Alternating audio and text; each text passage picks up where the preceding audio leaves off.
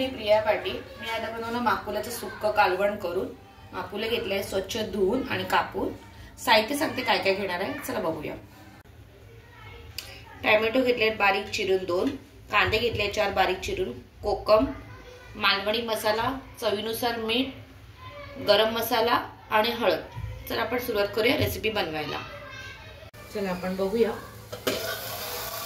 2 ते 3 मिनिटात आपण बघतोय कांदा आणि टोमॅटो मस्त मोळला आहे। हे बघा व्यवस्थित शिजले।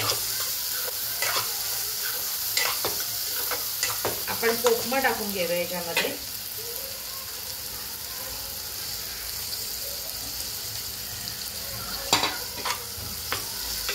आपण व्यवस्थित परतूया।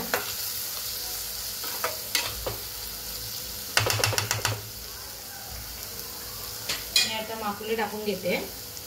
सर्व टाकायचे आपल्याला। हे पण व्यवस्थित मसाल्यात परतवायचे।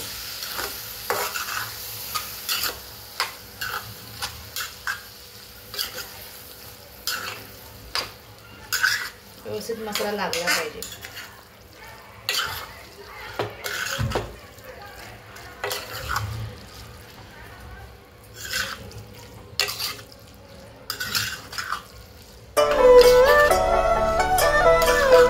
मीठ पण ऍड केलेलं